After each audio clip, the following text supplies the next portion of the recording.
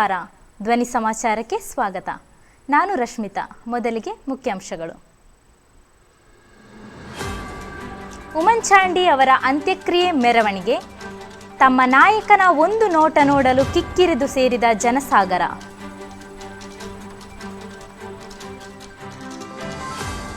ಕೇರಳಕ್ಕೆ ತೆರಳಲು ಮದನಿಗೆ supreme court ಅನುಮತಿ. ಬೆಂಗಳೂರಲ್ಲಿ ದೊಡ್ಡ ಮಟ್ಟದ ಸ್ಫೋಟಕ್ಕೆ ಪ್ಲಾನ್. 5 ಶಂಕಿತ ಉಗ್ರರು ಅರೆಸ್ಟ್. ತುಳು ಭಾಷೆಯನ್ನು ರಾಜ್ಯದ 2ನೇ ಭಾಷೆಯಾಗಿ ಪರಿಗ್ರಹಿಸಲು ಆಗ್ರಹ. ಲಕ್ನೋ ಮನೆ ಮೇಲ್ಛಾವಣಿ ಕುಸಿದು ಒಂದೇ ಕುಟುಂಬದ 4 ಸಾವು. ಮಟ್ಟನ್ನೂರು ದೇವಸ್ಥಾನದ ಕೊಳದಲ್ಲಿ ಸ್ನಾನ ಮಾಡುತ್ತಿದ್ದ ವಿದ್ಯಾರ್ಥಿ ನೀರಿನಲ್ಲಿ ಮುಳುಗಿ ಸಾವು. ಮಾನಸಿಕ ಅಸ್ವಸ್ಥ ಪುತ್ರನಿಗೆ ವಿಷ ಕುಡಿಸಿ ಹೊಡೆದು ಕೊಂದ ತಂದೆ. ತಂದೆ ತಾಯಿಯನ್ನೇ ಕೊಲೆ ಮಾಡಿದ ಮಗ. ಚಂದ್ರಯಾನ 3 ವಿಫಲವಾಗಲಿದೆ. ಚಂದ್ರಯಾನವನ್ನು ಅಣಕಿಸಿದ ಕನ್ನಡ ಉಪನ್ಯಾಸಕರಿಂದ ವಿವರಣೆ ಕೇಳಿದ ಸರ್ಕಾರ. ಸಂಚಾರಕ್ಕೆ ಸಂಚಾಕಾರವಾದ ಮಂಜೇಶ್ವರ ರೈಲ್ವೆ ಗೇಟ್. 100ನೇ ಟೆಸ್ಟ್ ಕದನಕ್ಕೆ ಭಾರತ ವೆಸ್ಟ್ ಇಂಡೀಸ್ ಸನ್ನದ್ಧ.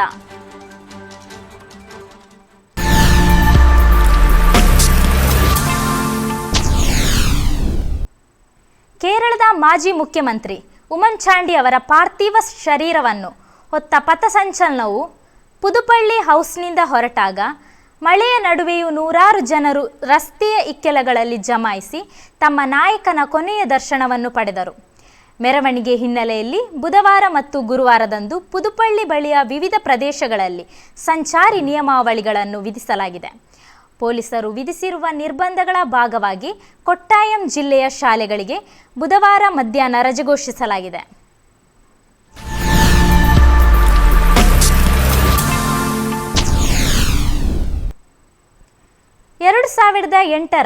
ಬೆಂಗಳೂರು ಸರಣಿ ಬಾಂಬ್ ಸ್ಫೋಟದ ಪ್ರಕರಣದ ಪ್ರಮುಖ ಅಪರಾಧಿ ಪಿಡಿಪಿ ನಾಯಕ ಅಬ್ದುಲ್ ನಾಸೀರ್ ಮದನಿ ಕೇರಳಕ್ಕೆ ತೆರಳಲು ಹಾಗೂ ಅಲ್ಲಿಯೇ ಇದ್ದು ಚಿಕಿತ್ಸೆ ಪಡೆಯಲು ಸುಪ್ರೀಂ ಕೋರ್ಟ್ ಸೋಮವಾರ ಸಮ್ಮತಿಸಿದೆ. 20 ಮಂದಿ ಗಾಯಗೊಂಡು 2 ಬಲಿ ಪಡೆದಿದ್ದ ಈ ಪ್ರಕರಣಕ್ಕೆ ಸಂಬಂಧಿಸಿದಂತೆ ಜೈಲು ಶಿಕ್ಷೆಗೆ ಗುರಿಯಾಗಿದ್ದ ಮದನಿಗೆ 2014ರಲ್ಲಿ ಆತನ ಕ್ಷೀಣ ಆರೋಗ್ಯವನ್ನು ಪರಿಗಣಿಸಿ ಸುಪ್ರೀಂ ಕೋರ್ಟ್ ಜಾಮೀನು ನೀಡಿತ್ತು. ಆದರೆ ಬೆಂಗಳೂರಿನಿಂದ ಹೊರಗೆ ಎಲ್ಲೂ ಪ್ರಯಾಣಿಸದಂತೆ ಷರತ್ತು ವಿಧಿಸಲಾಗಿತ್ತು.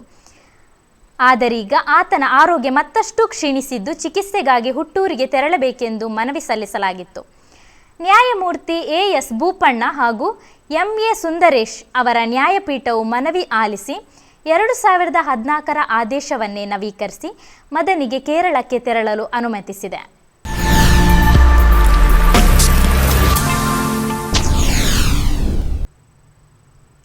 ಬೆಂಗಳೂರಿನಲ್ಲಿ ಸಿಸಿಬಿ ಪೊಲೀಸರು ಭರ್ಜರಿ ಕಾರ್ಯಾಚರಣೆ ನಡೆಸಿ 5 ಶಂಕಿತ ಉಗ್ರರನ್ನು ಬಂಧಿಸಿ ವಿಚಾರಣೆಗೊಳಪಡಿಸಿದ್ದಾರೆ.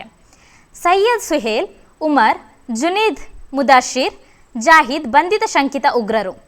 ಭಾರೀ ವಿಧ್ವಂಸಕ ಕೃತ್ಯಕ್ಕೆ ಸಂಚು ರೂಪಿಸಿದ್ದಾರೆ ಎಂದು ತಿಳಿದುಬಂದಿದೆ. 2017ರ ಅಕ್ಟೋಬರ್ನಲ್ಲಿ ಬೆಂಗಳೂರಿನ ಆರ್ಟಿ ನಗರದಲ್ಲಿ ನಡೆದಿದ್ದ 3 ಕಿಡ್ನಾಪ್, ಓರ್ವನ ಹತ್ಯೆ ಪ್ರಕರಣದಲ್ಲಿ ಜೈಲು ಪಾಲಾಗಿದ್ದ ಹಲವು ಆರೋಪಿಗಳು ಪರಪ್ಪನ ಅಗ್ರಹಾರ ಜೈಲಿನಿಂದ ಉಗ್ರರ ಜೊತೆಗೆ ಸಂಪರ್ಕ ಹೊಂದಿದ್ದರು ಎನ್ನಲಾಗಿತ್ತು. ನಂತರ ಬೆಂಗಳೂರು ಸೇರಿದಂತೆ ರಾಜ್ಯದ ಹಲವೆಡೆ ವಿಧ್ವಂಸಕ ಕೃತ್ಯಕ್ಕೆ ತಯಾರಿ ನಡೆಸಿದ್ದರು. ಇದಕ್ಕೆ ಬೇಕಾಗುವ ಕಚ್ಚಾ ವಸ್ತುಗಳನ್ನು ಒಗ್ಗೂಡಿಸುತ್ತಿದ್ದರು ಎಂದು ಪ್ರಾಥಮಿಕ ತನಿಖೆಯಲ್ಲಿ ತಿಳಿದುಬಂದಿದೆ. ಈ ಬಗ್ಗೆ ಕೇಂದ್ರ ಸಿಸಿಬಿ ಮಾಹಿತಿ ಸಂಗ್ರಹ ಮಾಡಿತ್ತು. ಮಾಹಿತಿ ಅನ್ವಯ ಸಿಸಿಬಿ ಜೊತೆಗೆ ಕಾರ್ಯಾಚರಣೆ ನಡೆಸಿ 5ರನ್ನು ಬಂಧಿಸಿ ವಿಚಾರಣೆ ನಡೆಸಿದೆ.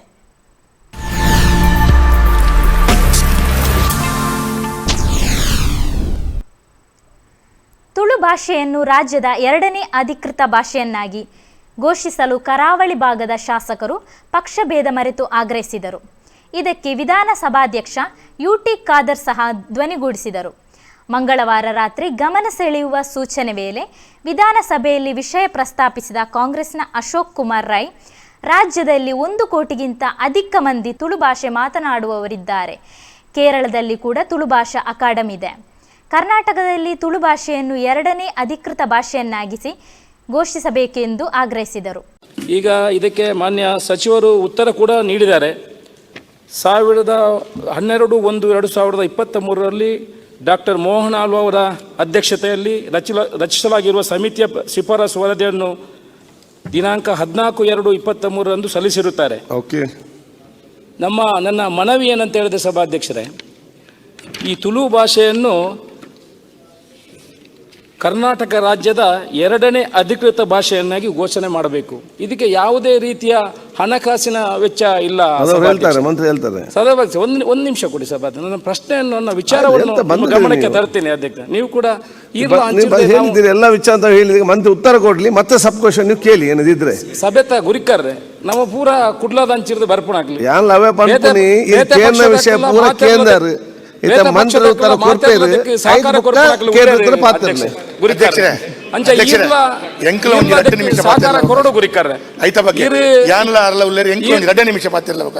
ಈ ಭಾಗದ ವೇದವಾಸ ಒಂದು ನಿಮಿಷ ಈ ರೀತಿ ಈ ಭಾಗ ಈ ಸಭೆತ್ತ ಗುರಿಕಾರ ಆತರಿ ನಂಗೆ ಮಾತೆರೆಗಳ ಒಂದು ಪಾತೆರನ ಅವಕಾಶ ಉಂಟು ಇತ್ತೆ ದೆಕ್ಕೆ ಮಾತೆರೆಗಳ ಇತ್ತೆ ಬೇತೆ ಬೇತೆ ಇಲಾಖೆಗೆ ಎನ್ಒಸಿಗೆ ಬರುತ್ತೆ ಗುರಿಕಾರ್ರೆ ಅಕ್ಲ ಎನ್ಒಸಿ ಕೊರಿ ಬೆಟ್ಟಿಗೆ ಎನ್ನೊಂಜಿ ಮಲ್ತಿಂದಾಂಡ ನಂಗೆ ದುಂಬು ಮುಲ್ಪಲ ಪಾತಿರಲಿ ಅಲ್ಲ. ನಾನು ಏನು ಹೇಳಿದ್ದೇನೆ ಅಂತ ಹೇಳಿದ್ರೆ ಮಂತ್ರಿಗಳೇ ಒಂದ್ ನಿಮಿಷ ಮಂತ್ರಿಗಳೇ ಒಂದ್ ನಿಮಿಷ ಬೇಡ ಈಗ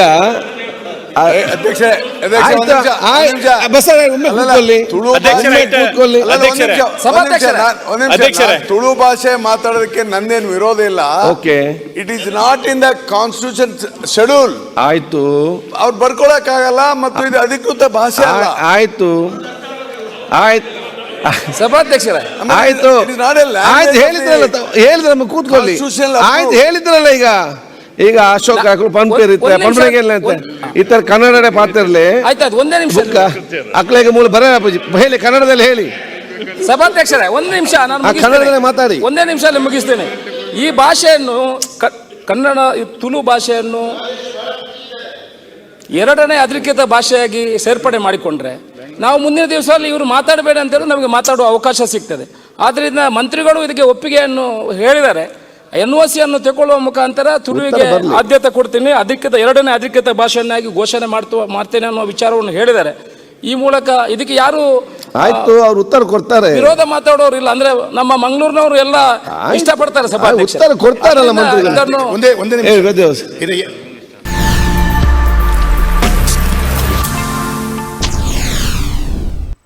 ಉತ್ತರ ಭಾರತದಲ್ಲಿ ಭಾರೀ ಮಳೆಯಾಗುತ್ತಿದ್ದು ವಿವಿಧ ರಾಜ್ಯಗಳಲ್ಲಿ ಶಿಥಿಲಗೊಂಡ ಕಟ್ಟಡಗಳು ಧರೆಗೆ ಉರುಳುತ್ತಿವೆ.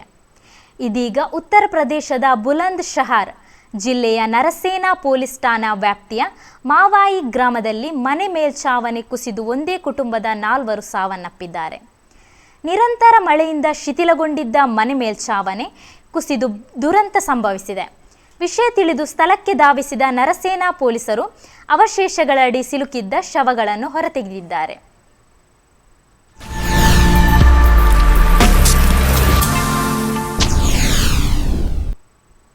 ಹಂದಿ ಬೇಟೆಗೆ ಆಂಧ್ರದಿಂದ ನಾಡ ಬಾಂಬ್ ಸಾಗಣೆ ಜಾಲವನ್ನು ಪೊಲೀಸರು ಭೇದಿಸಿದ್ದಾರೆ.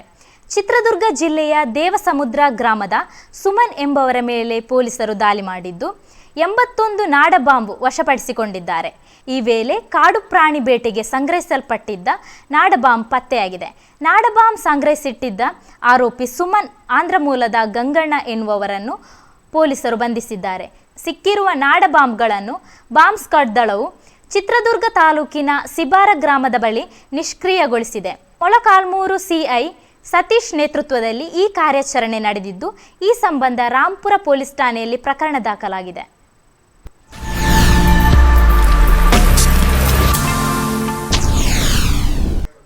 ಮಗ ಮಾನಸಿಕ ಅಸ್ವಸ್ಥ ಎಂಬ ಕಾರಣಕ್ಕೆ ಹೆತ್ತ ತಂದೆ ಮಗನಿಗೆ ವಿಷ ಉಣಿಸಿ ಕೊಲೆ ಮಾಡಿದ ಘಟನೆ ಕಳೆದ ಮೇ 31ರಂದು ಖಾನಾಪುರ ಪಟ್ಟಣದ ಹೊರವಲಯದ ಮಲಪ್ರಭಾ ನದಿ ತೀರದಲ್ಲಿ ಜರುಗಿದ್ದು ತಡವಾಗಿ ಬೆಳಕಿಗೆ ಬಂದಿದೆ.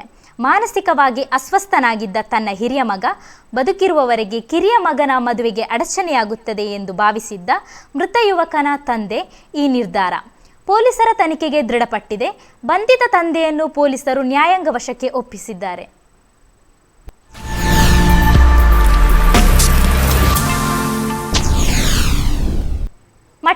ಮಹಾದೇವ ದೇವಸ್ಥಾನದ ಕೊಳದಲ್ಲಿ ಸ್ನಾನಕ್ಕೆ ತೆರಳಿದ್ದ ವಿದ್ಯಾರ್ಥಿಯೊಬ್ಬ ನೀರಿನಲ್ಲಿ ಮುಳುಗಿ ಸಾವನ್ನಪ್ಪಿದ್ದಾನೆ. ಮಟ್ಟನೂರು ಹೈಯರ್ ಸೆಕೆಂಡರಿ ಶಾಲೆಯ 10ನೇ ತರಗತಿ ವಿದ್ಯಾರ್ಥಿ ಬಾವಿನಾಯ್ ಕೃಷ್ಣ ಭಾನುವಾರ ಸಂಜೆ 5 ಗಂಟೆಗೆ ಕ್ರಿಕೆಟ್ ಆಟ ಮುಗಿಸಿ ಮಟ್ಟನೂರು ಮಹಾದೇವ ದೇವಸ್ಥಾನದ ಕೊಳದಲ್ಲಿ ಗೆಳೆಯರೊಂದಿಗೆ ಸ್ನಾನಕ್ಕೆ ತೆರಳಿದ್ದನು. ಈ ಸಂದರ್ಭದಲ್ಲಿ ನೀರಿನಲ್ಲಿ ಮುಳುಗಿ ಸಾವನ್ನಪ್ಪಿದ್ದಾನೆ. ಸ್ನೇಹಿತ ಕೈ ಹಿಡಿಯಲು ಯತ್ನಿಸಿದರೂ ನೀರಿನಲ್ಲಿ ಮುಳುಗಿದ್ದಾನೆ ಎಂದು ಪೊಲೀಸರು ತಿಳಿಸಿದ್ದಾರೆ. ಪಕ್ಕದಲ್ಲಿದ್ದವರು ಅವರನ್ನು ದಡಕ್ಕೆ ಕರೆದೊಯ್ದು ತಕ್ಷಣ ಕಣ್ಣೂರಿನ ಖಾಸಗಿ ಆಸ್ಪತ್ರೆಗೆ ದಾಖಲಿಸಿದಾದರೂ ಮಂಗಳವಾರ ಮಧ್ಯಾಹ್ನ 3:30 ಸುಮಾರಿಗೆ ಮೃತಪಟ್ಟಿದ್ದಾರೆ.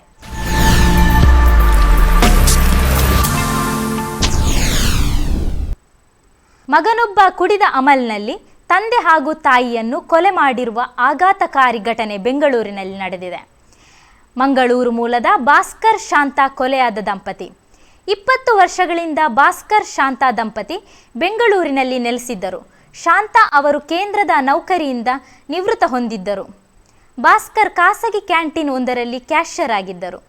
ಮಗ ಶರತ್ ಆಗಾಗ ಕುಡಿದು ಬಂದು ತಂದೆ ತಾಯಿ ಜೊತೆ ಗಲಾಟೆ ಮಾಡಿದ್ದ. ಈ ಸಂದರ್ಭದಲ್ಲಿ ರಾಡ್ನಿಂದ ಹೊಡೆದು ಕೊಲೆ ಮಾಡಿದ್ದಾನೆ. ಆನಂತರ ಸ್ಥಳದಿಂದ ಪರಾರಿಯಾಗಿದ್ದಾನೆ. ಹಿರಿಯ ಮಗ ಮನೆಗೆ ಬಂದು ನೋಡಿದಾಗ ಈ ಪ್ರಕರಣ ಬೆಳಕಿಗೆ ಬಂದಿದೆ.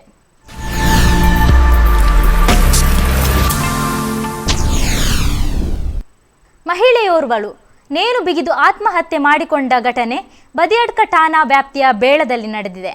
ಬೇಳದ ದಾಮೋದರ ಪುತ್ರಿ ಅಶ್ವತಿ ಸೋಮವಾರ ಮಧ್ಯಾಹ್ನ ಮನೆಯಲ್ಲಿ ಯಾರೂ ಇಲ್ಲದ ಸಂದರ್ಭದಲ್ಲಿ ಈ ಕೃತ್ಯ ನಡೆದಿದೆ. ಮನೆ ಸಮೀಪದ ಬೀಡಿ ಕಂಪನಿಯಲ್ಲಿ ಕೆಲಸ ನಿರ್ವಹಿಸುವ ತಾಯಿ ಸುಜಾತ ಮಧ್ಯಾಹ್ನ ಮನೆಗೆ ಬಂದಾಗ ಈ ಕೃತ್ಯ ಬೆಳಕಿಗೆ ಬಂದಿದೆ. ಬಾಗಿಲು ಬಡಿದರೂ ತೆರೆಯದಿದ್ದುದರಿಂದ ನೆರೆಯ ಮನೆಯವರಿಗೆ ಮಾಹಿತಿ ನೀಡಿದ್ದು ಬಾಗಿಲು ತೆರೆದು ನೋಡಿದಾಗ ನೇಣು ಬಿಗಿದಿರುವುದು ಕಂಡುಬಂದಿದೆ. ಅಶ್ವತಿ ಕಣ್ಣೂರಿನ ವಸ್ತ್ರದಂಗಡಿ ನೌಕರಿಯಾಗಿದ್ದು 2 ದಿನಗಳಿಂದ ರಜೆಯಲ್ಲಿದ್ದಳು. ಪತಿ ಮನೋಹರ್ ವಿದೇಶದಲ್ಲಿ ಉದ್ಯೋಗದಲ್ಲಿದ್ದಾರೆ. ಬದಿಯಡ್ಕ ಪೊಲೀಸರು ಪ್ರಕರಣ ದಾಖಲಿಸಿದ್ದಾರೆ.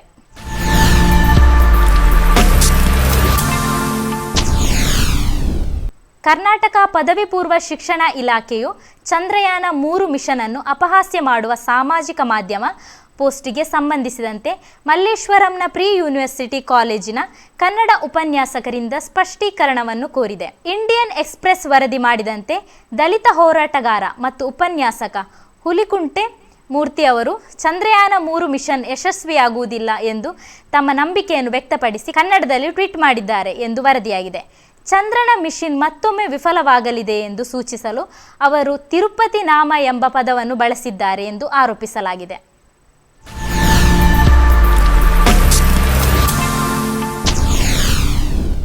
ಮಂಜೇಶ್ವರ ರೈಲ್ವೆ ನಿಲ್ದಾಣಕ್ಕೆ ಸಮೀಪವಿರುವ ಉದ್ಯಾವರ ರೈಲ್ವೆ ಕ್ರಾಸಿಂಗ್ ಗೇಟ್ ಬಹುತೇಕ ದಿನಗಳಲ್ಲೂ ಈ ಮೂಲಕ ಹಾದು ಹೋಗುವ ಪ್ರಯಾಣಿಕರಿಗೆ ನಿರಂತರ ಅಡಚಣೆಯಾಗಿದೆ. ಶಾಲಾ ಕಾಲೇಜಿಗೆ ಹೋಗುವ ವಿದ್ಯಾರ್ಥಿಗಳು, ಕಚೇರಿಗೆ ಹೋಗುವವರು ಹಾಗೂ ಜನಸಾಮಾನ್ಯರು ಹೆಚ್ಚು ತೊಂದರೆಗೀಡಾಗಿದ್ದಾರೆ. ಯಾವುದೇ ಮುನ್ಸೂಚನೆ ಕೂಡ ನೀಡದೆ ರೈಲ್ವೆ ಗೇಟನ್ನು ಇಲ್ಲಿ ಮುಚ್ಚಲಾಗುತ್ತಿರುವುದಾಗಿ ಸ್ಥಳೀಯರು ಆರೋಪಿಸಿದ್ದಾರೆ. ಮಂಜೇಶ್ವರ ರಥಬೀದಿ ಅಥವಾ ಹೊಸಂಗಡಿ ಭಾಗದಿಂದ ಆಗಮಿಸಿದವರು ಪುನಃ ಅದೇ ದೂರಕ್ಕೆ ಮತ್ತೆ ಹಿಂತಿರುಗಬೇಕಾದ ಪರಿಸ್ಥಿತಿ ಎದುರಾಗುತ್ತಿದ್ದರೂ ಸ್ಥಳೀಯರು ಸಂಬಂಧಪಟ್ಟ ರೈಲ್ವೆ ಅಧಿಕಾರಿಗಳ ಗಮನಕ್ಕೆ ತಂದಿದ್ದರೂ ಯಾವುದೇ ಪ್ರತಿಕ್ರಿಯೆ ಇಲ್ಲವೆನ್ನಲಾಗಿದೆ.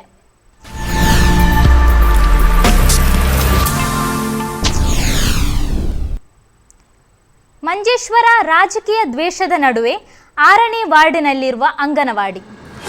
ರಾಜಕೀಯ ದ್ವೇಷದ ನಡುವೆ ಭಯದಲ್ಲಿ ಅಂಗನವಾಡಿ ಮಕ್ಕಳು. ಮಂಜೇಶ್ವರ ರಾಜಕೀಯ ದ್ವೇಷದ ನಡುವೆ ವಾರ್ಡ್ ಸಂಖ್ಯೆ 6ರಲ್ಲಿರುವ ಅಂಗನವಾಡಿ ಕೇಂದ್ರ ಹಲವು ವರ್ಷಗಳಿಂದ ಖಾಸಗಿ ಒಡೆತನದ ಕಟ್ಟಡದಲ್ಲಿ ಕಾರ್ಯನಿರ್ವಹಿಸುತ್ತಿದೆ. ಈ ಮಳೆಗಾಲದಲ್ಲಿ ಕಟ್ಟಡವು ಧರಾಶಾಯಿಯಾಗುವ ಎಲ್ಲ ಸೂಚನೆಗಳು ಕಾಣುತ್ತಿವೆ. ಅಂಗನವಾಡಿ ನಿರ್ಮಾಣಕ್ಕೆ ಬೇಕಾಗುವ ಸ್ಥಳ ಇದ್ದರೂ ರಾಜಕೀಯ ಗುದ್ದಾಟದಲ್ಲಿ ನಿರ್ಮಾಣ ನಡೆಯದೇ ಇರುವುದು ಮಕ್ಕಳ ಭವಿಷ್ಯದ ಮೇಲೆ ಚೆಲ್ಲಾಟವಾಡ್ತಿದೆ. ಪ್ರಸಕ್ತ ಕಾಲದಲ್ಲಿ ನಾವು ಕೇರಳ ನಂಬರ್ ಒನ್ ಅನ್ನುವಂತಹದ್ದು ಎಲ್ಲ ಕಡೆಗಳಲ್ಲಿ ನಾವು ಕೇಳುವಂತಹದ್ದೇ. ಅದು ಕೊರೋನಾ ಸಂದರ್ಭದಲ್ಲಾಗಿರಲಿ, ಅದಕ್ಕಿಂತ ಮೊದಲಾಗಿರಲಿ ಕೇರಳ ಎಲ್ಲದರಲ್ಲೂ ನಂಬರ್ ಒನ್ ಅನ್ನುವಂತಹ ಮಾತುಗಳು ನಮಗೆ ಎಲ್ಲ ಕಡೆಗಳಲ್ಲಿ ಕೇಳಿ ಬರ್ತಿತ್ತು. ಆದರೆ ಇವತ್ತು ನಾವೊಂದು ಅಂಗನವಾಡಿ ಸಂದರ್ಶನಕ್ಕೆ ಬಂದಿದ್ದೀವಿ. ಯಾಕಂತ ಹೇಳಿದ್ರೆ ಇಲ್ಲಿ ಅಂಗನವಾಡಿ ಒಂದು 10-15 ವರ್ಷಗಳಿಂದ ಮುಂಚೆ ಇಲ್ಲಿ ಅಂಗನವಾಡಿ ಇದ್ದು, ಈ ಅಂಗನವಾಡಿ ಕೇವಲ ಬಾಡಿಗೆ ಅಂದರೆ ಬಾಡಿಗೆಯಲ್ಲಿರುವಂತಹದ್ದು ಅಂಗನವಾಡಿ. ಈ ಅಂಗನವಾಡಿಯ ಶೋಚನೀಯ ಸ್ಥಿತಿ ಹೇಗಿದೆ ಅಂತ ಹೇಳಿದ್ರೆ ಅಲ್ಲಲ್ಲಿ ಸೋರುವಂತಹ ಪರಿಸ್ಥಿತಿ, ಅದೇ ರೀತಿಯಾಗಿ ಶೀಟ್ ಹಾಕಿರುವಂತಹದ್ದು ಒಂದು ಗೂಡಿನಲ್ಲಿ ಇರುವಂತಹ ಒಂದು ಪರಿಸ್ಥಿತಿ, ಇಲ್ಲಿನ ಬೆಳೆಯುವಂತಹ ಮಕ್ಕಳ ಪರಿಸ್ಥಿತಿ ಈ ರೀತಿಯಾಗಿದೆ.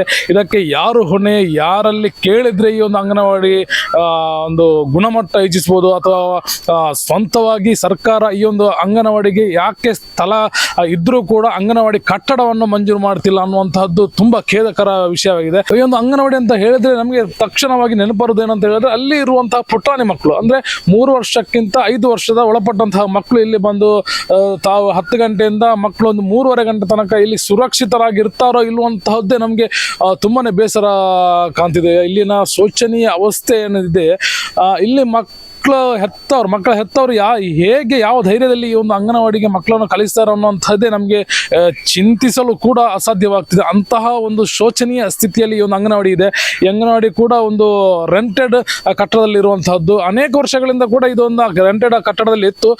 ಸ್ವಲ್ಪ ಒಂದು ವರ್ಷ 2 ವರ್ಷ ಏನೋ ವಾಚನಾಲಯದಲ್ಲಿ ಕೂಡ ಈ ಒಂದು ಅಂಗನವಾಡಿ ಕಾರ್ಯಪ್ರವೃತ್ತವಾಗಿತ್ತು. ಆದರೆ ಏನೋ ಸರ್ಕಾರದ ಫಲವೋ ಅಥವಾ ಇಲ್ಲಿ ಇರುವಂತಹ ಅಧಿಕಾರಿಗಳ ಬೇಜವಾಬ್ದಾರಿಯೋ ಗೊತ್ತಿಲ್ಲ, ಮಕ್ಕಳು ತಮ್ಮ ಜೀವವನ್ನು ಕೈ ಹಿಡ್ಕೊಂಡು ಇಲ್ಲಿ ಇರುವಂತಹ ಪರಿಸ್ಥಿತಿ ನಿರ್ಮಾಣವಾಗಿದೆ. ಯಾವಾಗ ಸರ್ಕಾರಗಳು ಅಥವಾ ಅಧಿಕಾರಿಗಳು ಕಣ್ತೆರೀತಾರೋ ಗೊತ್ತಿಲ್ಲ, ಅಲ್ಲಿ ತನಕ ಈ ಮಕ್ಕಳು ಇಲ್ಲಿ ಜೀವ ಹಿಡಿದುಕೊಂಡೇ ಈ ಒಂದು ಅಂಗನವಾಡಿಯಲ್ಲಿ ಕೂರುವಂತಹ ಅವಸ್ಥೆಗಳು ಇಲ್ಲಿ ಕಾಣ್ತಿದೆ. ಇಲ್ಲಿ ಇನ್ನೊಂದು ವಿಷಯ ಹೇಳಬೇಕೇನಂತ ಹೇಳಿದ್ರೆ, ಇದರ ಬಗ್ಗೆ ಮಾತು ಅಥವಾ ಇದರ ಬಗ್ಗೆ ಧ್ವನಿ ಎತ್ತಬೇಕಾದಂತಹ ಇಲ್ಲಿನ ಊರ ನಾಗರಿಕರು ಕೂಡ ಯಾವುದೇ ರೀತಿಯಾದ ಸ್ಪಂದನೆಗಳನ್ನು ನೀಡುತ್ತಿಲ್ಲ ಅನ್ನೋದೇ ತುಂಬಾನೇ ಬೇಸರ ಸಂಗತಿ. ಕ್ಯಾಮರಾಮ್ಯಾನ್ ಕಾರ್ತಿಕ್ ಜೊತೆ ಮನೋಜ್ ಮಂಜೇಶ್ವರ, ಧ್ವನಿ ಮೀಡಿಯಾ.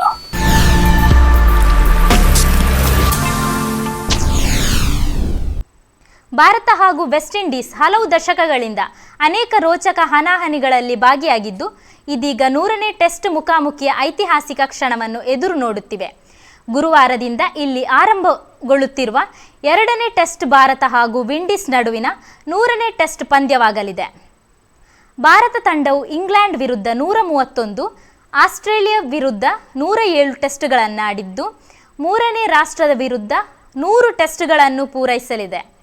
ಭಾರತ ಹಾಗೂ ವಿಂಡೀಸ್ ಮೊದಲ ಬಾರಿಗೆ ಟೆಸ್ಟ್ ಸರಣಿಯಲ್ಲಿ 1948ರಿಂದ 49ರಲ್ಲಿ ಎದುರಾಗಿದ್ದು, ವಿಂಡೀಸ್ ಭಾರತ ಪ್ರವಾಸ ಕೈಗೊಂಡಿತ್ತು. ಉಭಯ ದೇಶಗಳ ನಡುವೆ ಮೊದಲ ಟೆಸ್ಟ್ಗೆ ದೆಹಲಿ ಆತಿಥ್ಯ ವಹಿಸಿತ್ತು. ಭಾರತ ತಂಡವನ್ನು ಲಾಲಾ ಅಮರ್ನಾಥ್ ಮುನ್ನಡೆಸಿದರೆ ವಿಂಡೀಸ್ಗೆ ಜಾನ್ ಗೊಡ್ಡರ್ಡ್ ನಾಯಕರಾಗಿದ್ದರು. 5ನೇ ಪಂದ್ಯಗಳ ಸರಣಿಯಲ್ಲಿ ವಿಂಡೀಸ್ 1 ಅಂತರದಲ್ಲಿ ಗೆದ್ದಿತ್ತು. ಭಾರತ ತಂಡ ಮೊದಲ ಬಾರಿಗೆ ವಿಂಡೀಸ್ ಪ್ರವಾಸ 1952ರಿಂದ 53ರಲ್ಲಿ ಕೈಗೊಂಡಿತ್ತು. 5 ಪಂದ್ಯಗಳ ಸರಣಿಯಲ್ಲಿ ಭಾರತ ತಂಡವನ್ನು ವಿಜಯ್ ಹಜಾರೆ ಮುನ್ನಡೆಸಿದರು. ಆತಿಥೇಯ ವಿಂಡೀಸ್ಗೆ ಜೆಫ್ರಿ ಸ್ಟೋಲ್ ಮೇಯರ್ ನಾಯಕರಾಗಿದ್ದರು. ಸರಣಿ 1ರಲ್ಲಿ ವಿಂಡೀಸ್ ಪಾಲಾಗಿತ್ತು.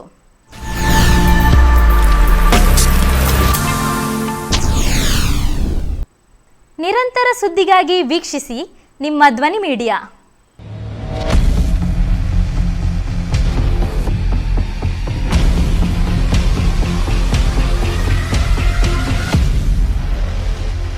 ಧ್ವನಿ ಮೀಡಿಯಾ, ನಿಮ್ಮ ಧ್ವನಿಗೆ ನಮ್ಮ ಧ್ವನಿ.